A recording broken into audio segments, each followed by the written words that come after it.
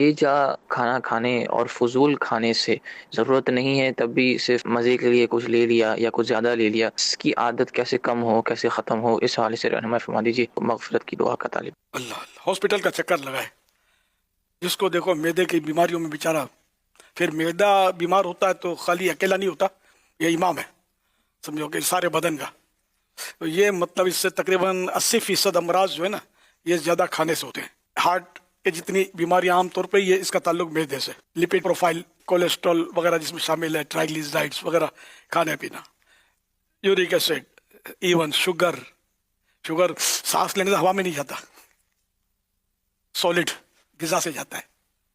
Sugar کتنے لوگوں کو شوگر ہے ہمارے یہاں، پاکستان کا تو سنا ہے ہر دوسرا یا تیسرا آدمی شوگر کا مریض ہے، اب سب کو پتہ نہیں ہوتا، لیکن بہرحال اندر پل رہا ہوتا ہے۔ یوں میدا تقریباً آپ دیکھیں گے کہ پیٹ خراب ہے، میدا خراب ہے، ہضم نہیں ہوتا، پلا نہیں ہوتا، یہ لوگ عام طور پر شکایت کرتے ہیں۔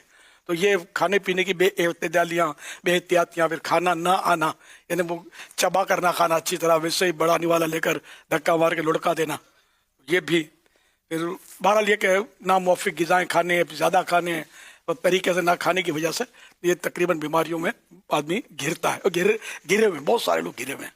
مطلب کئی میری یہ باتیں سن کر سوچ رہے ہوں گے کہ یار حالت تو میری بھی ایسی ہی ہے، تو اللہ پاک رحمت کی نظر فرمائے، ہم مطلب کھائیں کاش عبادت پر قوت حاصل کرنے کے لیے، مگر ایسا ہے نہیں، ہم تلذذ کے لیے کھاتے ہیں، لذت کے لیے۔ بہار شریعت میں جس طرح لکھا ہے کہ تلذذ التنعم کے لیے کھانا یہ کفار کی صفت ہے، یعنی ٹیسٹ حاصل کرنے کے لیے، مزہ لینے کے لیے کھانا یہ کفار کی صفت ہے۔ اب یہ ایسی صفت ہے کہ اس صفت سے کون بچا ہوا ہوگا؟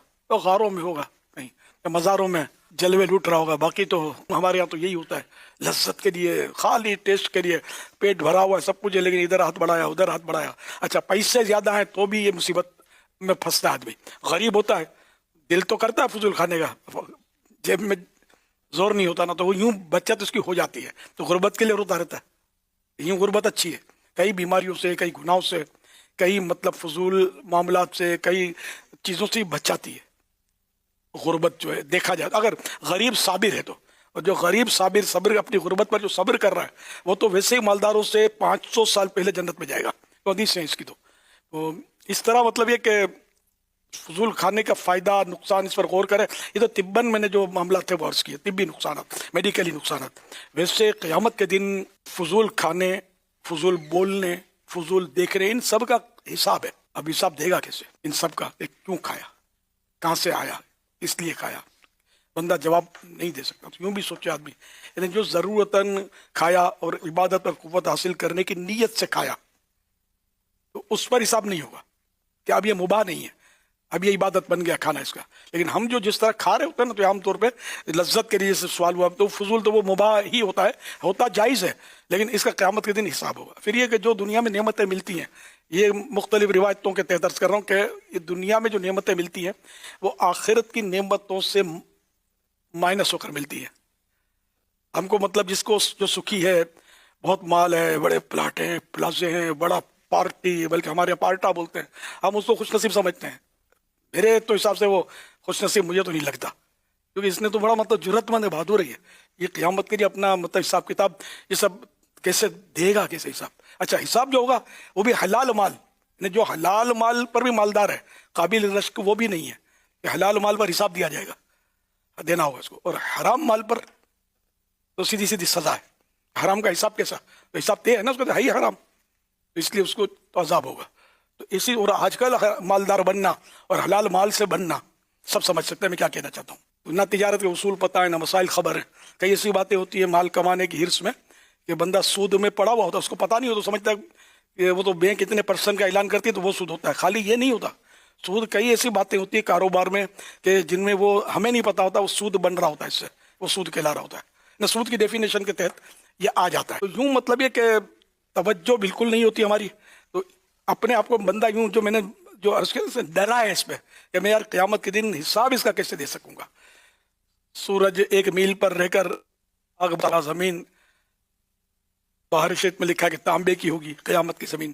اب وہ اسی سخت گرمی، سخت دھوپ، تو کوئی آپ کو کوئی سافٹ بوٹ تھوڑی پہنائے گا، بلکہ بدن پہ کپڑے بھی نہیں ہوں گے۔ جی ہاں، किसी को इतना नफसी का आलम होगा, कोई किसी को देखने का मतलब हौसला ही नहीं होगा कि कपड़े पहने कि नहीं पहने। तो ये मतलब इसमें फिर भूख से कमर टूट रही होगी, प्यास से जबान सूखी हुई होगी। ऐसी सूरत में बंदा हिसाब देगा कैसे, इन फजूल बातों का, फजूल गिज़ाओं का, फजूल निगाहों का। तो ये अगर बंदा गौर करे तो वाकई कुछ तो हिल जाए, अगर खौफ खुदा हो तो ये मेरा होगा क्या। फिर ये वो ये यहाँ नहीं है जैसे हम मतलब यानी कि ढक देते हैं और आटी मार देते हैं, चक्कर दे देते हैं, ये नहीं होता वहाँ। कुरान करीम में साफ फरमाया, फमन यअमल मिस्काल ज़र्रतिन खैरन यरा वमन यअमल मिस्काल ज़र्रतिन शर्रन यरा। जो जर्रा बराबर भलाई लाएगा वो भी देखेगा, जो जर्रा बराबर बुराई लाएगा वो भी देखेगा। क़यामत में ये सब मतलब वहाँ कोई न रिश्वत है, ना कोई मतलब यानी कि वहाँ भूल या गलत फहमी में किसी को जहन्नम में डाल दिया और भूल भुला में उसमें किसी को जन्नत में कोई पहुँच गया, ऐसा नहीं है वहाँ। ये हमारी तरह यहाँ दुनियावी निज़ाम नहीं है वहाँ।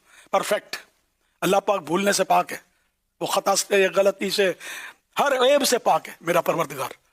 वहाँ सिर्फ इंसाफ है, वहाँ जुल्म नहीं है। और सिर्फ से मुराद इंसाफ तो है, तो अल्लाह की रहमत जिस पर हुई तो वो अदल और फजल, तो वो बख्श दे बड़े से बड़े गुनाहगार को, तो उसको कोई रोकने वाला नहीं है। तो इस तरह वाला लेगा अपने डरे, मतलब मायूस भी ना हो, डराएंगे, खुद को डराएंगे तो इंशाल्लाह इससे आपकी आखिरत का भी फायदा होगा और आपकी सेहत भी बेहतर रहेगी। वरना वो खाते रहते हैं सर्दियों में सर्दियों के आइटम को जी चाहता है, ये खा लूँ वो खा लूँ, गर्मियों में गर्मियों का आइटम, तो आइसक्रीम तो फुला कोला, तो फुला कोला, तो इस तरह की चीज़ें जो ड्रिंक्स फुला तो आदमी डालता रहता है। रमज़ान शरीफ की आमद है, रमज़ान करीम तशरीफ लाने वाले हैं, अब उसमें भी आइटम है खाते हैं। हम लोग कौन सी इबादत करते हैं, मतलब सहरी में क्या खाना है, तो इफ्तारी में क्या खाना है, तो क्या क्या होगा, तो तली हुई चीज़ें, तो खजले, तो फेनी, तो फुला, तो मतलब रमज़ान आता है खाने खिलाने के लिए। हालांकि बुजुर्गान दीन कैसे से वाक़यात दिखें कि हैरत होती है कि रमज़ान शरीफ में अपने घर का बिल्कुल पैक कर लेते थे, वो इससे मकामात पर रहते होंगे ना जहाँ मस्जिद भी नहीं होती होगी करीब, तो इस तरह के वाक़यात बुजुर्गों के पैक कर लेते थे, एक सुराख छोड़ देते थे, सारा महीना बाहर नहीं निकलना है, अंदर जो भी करना है, और एक सुराख रहता था थोड़ा सा कि घर के अफराद जो हैं वो कोई रोटी वगैरह इफ्तार के सहरी के लिए वो रख देते थे। यूँ इनका महीना निकलता था पूरा, इन्हें से बुजुर्ग हुए। और जब रमज़ान करीम तशरीफ ले जाता, जब बाहर तशरीफ लाते तो जो भी खाना अंदर दिया गया था, रोटियां वगैरह सब मौजूद होती, लेकिन इनको खाने का भी टाइम नहीं मिलता था। इतनी इबादत, इतनी इबादत, इतनी इबादत। हम बोले कि हम मतलब दो हाथ वाले हैं, हम दो पाँव वाले हैं, ये हम जैसे हैं। तो जब बुजुर्ग हम जैसे नहीं है ना, हम इन जैसे नहीं है, तो अल्लाह के प्यारे नबी सल्लल्लाहु अलैहि वसल्लम जैसा कौन हो सकता है।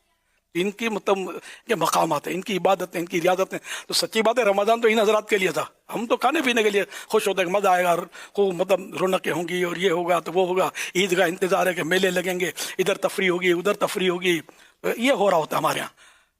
लेकिन जिनको अल्लाह तौफीक देता है वो नेकियां भी करते हैं, रोज़े भी रखते हैं, इबादतें भी करते हैं, तरावी भी पाबंदी से पढ़ते हैं, तिलावतें करते हैं। अल्लाह पाक हमें नेक बंदों में से करे कि रमज़ान की कदर करे। सल्लल्लाहु अलैहि हबीब सल्लल्लाहु अलैहि मुहम्मद।